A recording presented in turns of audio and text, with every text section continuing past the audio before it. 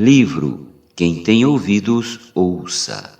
Lições de Sardes em Apocalipse. Os antecedentes. Parte 1. Capítulo 3. Pedro Dong. Tema desta semana: a raiz da decadência da Igreja. A perda do primeiro amor. Meta de hoje: leitura das páginas 33 a 37. A raiz da decadência da Igreja. A perda do primeiro amor. Este capítulo apresenta a condição da Igreja no período que antecedeu a Igreja em Sardes. Esse tempo foi marcado por sucessivos desafios enfrentados pela Igreja antes da Reforma e pelas dificuldades de superá-los. A Igreja precisava resgatar a realidade do primeiro amor e os cristãos tinham de manter o coração humilde e arrependido. Mas como fazer isso?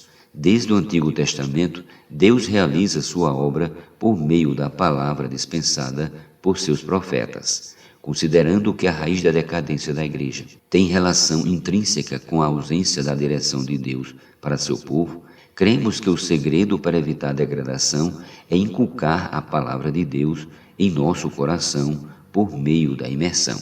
Conforme já dito, ao estudar as cartas das igrejas que antecedem a Igreja em Sardes, não o faremos de forma apenas histórica ou doutrinária. A intenção ao relacionar conteúdos dessas cartas com nossa história é traçar uma linha do tempo que pode funcionar como um GPS, facilitando o nosso senso de localização na trajetória da Igreja, a fim de saber o tempo da volta do Senhor. Perceberemos assim que esse dia está próximo. Por isso é importante conhecer os fatos históricos relacionados à Igreja para não ficarmos desapercebidos quanto à volta do Senhor. Contudo, ao olhar a nosso redor, ainda vemos irmãos tão ocupados com os afazeres diários que não conseguem participar das reuniões da Igreja. Devemos então aproveitar a oportunidade para verificar nossa localização na história da Igreja e conduzir esses irmãos a fazer o mesmo. Eles precisam perceber o quanto Deus investiu em cada um de nós e saber que estamos na reta final. Ainda que você seja ocupado, separe um tempo para alertar os irmãos quanto à natureza desse GPS. Como? Visitando-os, apacentando-os e trazendo-os de volta ao viver normal da Igreja. Se não cuidarmos uns dos outros, mais tarde perceberemos que corremos em vão e falta tão pouco tempo. É como se faltasse apenas 1 quilômetro de uma viagem de 10.000 quilômetros, portanto vale a pena pagar o preço. Em virtude disso, vejamos duas advertências dadas pelo Senhor. Tenho, porém, contra ti que abandonastes o teu primeiro amor. Apocalipse 2:4. E tens, contudo, a teu favor, que odeias as obras dos nicolaítas, as quais eu também odeio. Quem tem ouvidos, ouça o que o Espírito diz às igrejas. Versículos do 6 ao 7, parte A.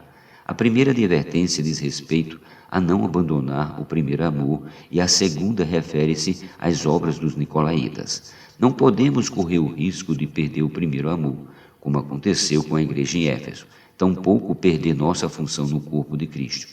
É isso que acontecerá com aqueles que não têm um relacionamento com Cristo e com os irmãos. Portanto, se essa é sua condição, você precisa arrepender-se e voltar-se ao Senhor por meio da palavra. O significado de perder o primeiro amor. Perder o primeiro amor significa perder a realidade da Igreja, desconhecer a vontade do Senhor e ter a visão embaçada em relação ao corpo de Cristo. Os que perderam o primeiro amor não têm um espírito humilde e arrependido, porque não dedicam um amor reverente à palavra profética. Por isso precisamos manter nosso amor por Cristo cheio de frescor, como se estivéssemos em uma eterna lua de mel. Muitos adolescentes e jovens têm experimentado relacionar-se com Deus dessa maneira, e o resultado é que estão fazendo sua vontade. Não podemos deixar esvaziar-se de nós o sentimento que mantém a chama do amor pelo Senhor acesa, e isso pode facilmente acontecer se perdermos o amor reverente à palavra, pois ela é a fonte de suprimento desse amor que deve ser cultivado. No livro de Isaías, vemos que Deus dá ênfase especial à sua palavra. Eis a palavra do Senhor: o céu é o meu trono e a terra o estrado dos meus pés. Sendo assim, que espécie de casa é minha vez de edificar? Tal casa será meu local de descanso?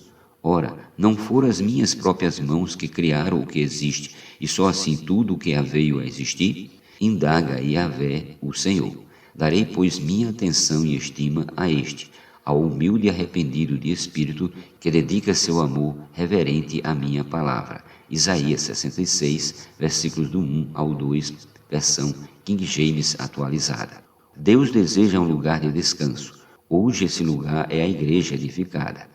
O segredo para edificar a igreja é manter um espírito humilde e arrependido e dedicar amor reverente à palavra que Deus tem dispensado tão ricamente a nós. Diante disso, podemos entender com mais clareza o valor da primeira bem-aventurança registrada em Mateus 5,3, que diz: Bem-aventurados os humildes de espírito, porque deles é o reino dos céus.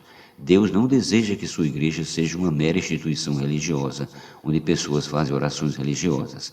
A religião não consegue mudar ninguém. Pelo contrário, só produz pessoas complicadas, cheias de doutrina e conhecimento na cabeça.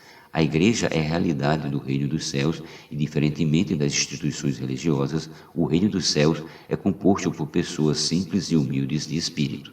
Por isso devemos arrepender-nos de viver pela capacidade natural e por nossas experiências humanas e tornar-nos como crianças. Mateus 18:3. Confessando ao Senhor que sem Ele, sem Sua palavra, nada podemos fazer. Esse é o segredo de não perder o primeiro amor, como aconteceu com a igreja em Éfeso. Pela palavra, Deus se comunica conosco. Deus realiza sua obra por meio da palavra. Por isso, o amor reverente a ela é tão importante. Nós precisamos amar a palavra e ter clareza de que ela é que vai fazer a vontade de Deus na terra. No Evangelho de João lemos: No princípio era a palavra, e a palavra estava com Deus, e a palavra era Deus. João capítulo 1, versículo 1, versão King James atualizada.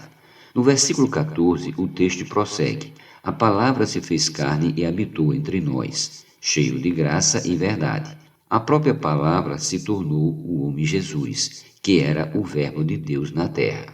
A palavra aqui tem um sentido diferente da palavra que é usada para a interação entre os seres humanos. Isso porque a palavra de Deus comunica seus pensamentos e sua vontade em relação a nós. Dessa forma, o falar de Deus torna-se um meio de comunicação entre ele e seus filhos, do mesmo modo que os homens se comunicam entre si. A diferença é que a palavra que usamos para interagir com as pessoas é apenas uma sombra da palavra que Deus usa para interagir conosco, pois a palavra é o próprio Deus. Ela nos traz a vida de Deus, sua natureza, que é amor e luz, e seus atributos como justiça, santidade e glória. Compreende agora por que é vantajoso ouvir diligentemente a voz do Senhor? Vejamos o que Deus disse ao povo de Israel. Agora, pois, se diligentemente ouvirdes a minha voz e guardardes a minha aliança, então sereis a minha propriedade peculiar dentre todos os povos, porque toda a terra é minha. Vós me sereis reino de sacerdotes e nação santa. Êxodo capítulo 19, versículos do 5 ao 6. E ainda, estes, pois, são os mandamentos, os estatutos e os juízos que mandou o Senhor teu Deus, se te ensinassem, para que os cumprisse na terra a que passas para possuir, para que temas ao Senhor teu Deus e guardes todos os seus estatutos e mandamentos que eu te ordeno, tu e teu filho, e o filho de teu filho, todos os dias da tua vida, e que teus dias sejam prolongados. Ouve, pois, ó Israel, e atenta em cumprires, para que bem te suceda e muito te multipliques na terra que emana leite e mel, como te disse o Senhor, Deus de teus pais. Deuteronômio capítulo 6, versículos do 1 ao 3. Se o povo de Deus ouvir sua palavra e cumpri-la, prosperará e se multiplicará na terra, conforme ele prometeu.